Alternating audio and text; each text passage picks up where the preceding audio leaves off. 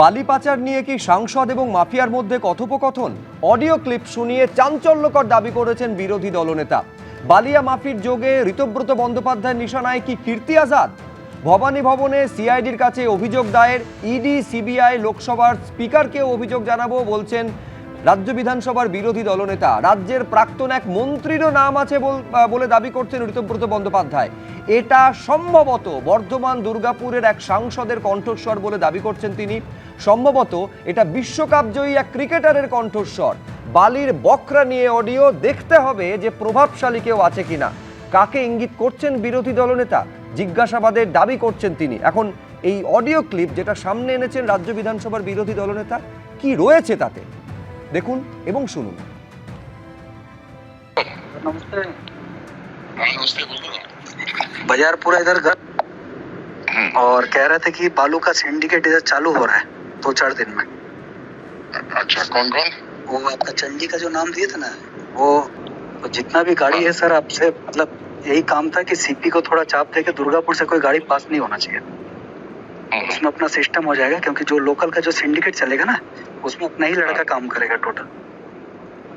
नहीं तो वो हम उसको बोल देंगे डीसीपी को यहाँ से नहीं निकलना चाहिए, डीसीपी है दुर्गापुर का। हाँ, तो एक ही है आपके दुर्गापुर का एरिया में का आदमी को। उसमें क्या है कि अपना 2 घाट अगर चलेगा तो महीना का एक अच्छा खासा उसमें अमाउंट आएगा सर। दुर्गापुर का एरिया है, क्योंकि नाम तो आप ही का खराब हो रहा है। दुर्गापुर एरिया से अगर माल जाएगा तो सबको यही जानेगा कि आप सेटिंग उसमें, तो इसी कारण से उसको बंद करवा के और बोलिए हम लोग को 2-3 घाट चालू कराएगा। अगर आप बोलिएगा तो मैं दिल्ली आ जाऊंगा 1-2 दिन के अंदर, बैठ के आपसे वहाँ बात कर लूंगा। नहीं, मैं आ रहा हूँ 2 तारीख को। अच्छा, आप आइए, फिर बैठ के बात करता हूँ। दुर्गापुर में 2-4 जगह और सिस्टम का बात हुआ है। उसमें कहीं भी किसी तरीके से मेरा नाम नहीं यार आना आपका चाहिए। नाम नहीं आएगा, इसलिए नहीं आएगा क्योंकि मेरे को लॉन्ग टाइम करना है। आप तो मेरे सर मान लीजिए मेरे को भाई ऐसा मान रहे हो, तो उसमें आपका नाम खराब करके मेरे को क्या मिलेगा? मेरा भी तो बेनिफिट है इसमें, हम भी खड़े हो जाएंगे। ठीक है, दुर्गापुर का जो भी होगा वो टोटल मैं आपका देखूंगा, आपसे बैठ के मैं बात कर लूंगा। আচ্ছা, এই অডিও ক্লিপটা সামনে আনা হলো, তারপরে ঋতব্রত বন্দ্যোপাধ্যায় কি বলছেন, একেবারে সরাসরি কার দিকে নিশানা করছেন দেখুন। এটার তো কোনো সত্যতা যাচাইয়ের আমার সুযোগ নেই, যে জন্য আমি এতক্ষণ ভবানী ভবনে ছিলাম। এটা ফর্মালি কমপ্লেন করে এটা দিয়ে এসেছি, সিবিআই এবং ইডিকেও পাঠাবো।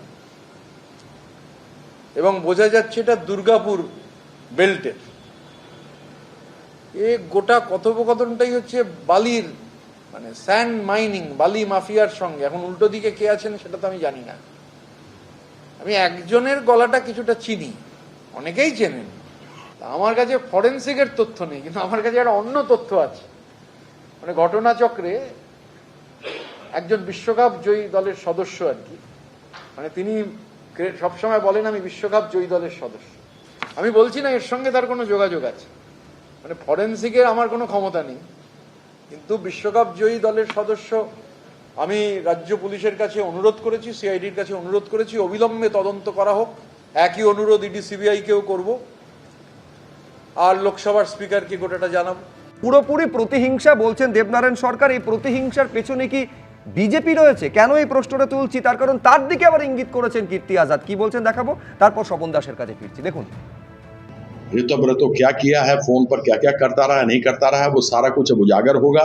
किसके प्रेशर में आकर के वो किया है वो हम लोग सबको मालूम है। उस चीज़ का सबका उजागर हम लोग करेंगे। लेकिन आशीष दा एक बहुत ही अच्छे आदमी थे, उनके ऊपर बार बार दबाव हो रहा था कि तुम पार्टी छोड़ो, पार्टी छोड़ करके तुम हमारे पास में आओ, और उनको डराया जा रहा था, धमकाया जा रहा था, जो हमको पता लगा है, पता करेंगे। और ये अभी तक एक ऐसा आरोप लगा है, जैसे ही पता लगेगा और वैसे ही हम लोग उसके बारे में कलकत्ता से ही बात होगा। এটা পরশুদিন কি বলেছিলেন কীর্তি আজাদ আপনাদের সামনে রাখলাম, আজকে কি বলেছেন দেখুন। हम तो सुना, कोई आवाज समझ में आ रहा है कुछ भी? आर्टिफिशियल इंटेलिजेंस कहाँ से किया, क्या किया, के साथ मिल करके किया, मालूम नहीं। जो देखो जिस तरीके से यहाँ पर दिखा रहा है, ना मेरा आवाज है ना कुछ है उसमें, खुश फुश खुश फुश, कभी कुछ आवाज आ रहा है कभी कुछ आवाज आ रहा है। पता नहीं क्या एआई से बनाया, क्या किया नहीं किया। बनाए भी तो अच्छा बनाए ना, ऐसा काहे बनाता है? एआई से भी बनाना है तो सुंदर बनाएगा ना। आप लीगल एक्शन लेंगे? हाँ बिल्कुल, तो मालूम नहीं, अभी हमको 1-2 लोग फोन किया तो पता लगा कि ये सब कर रहा है।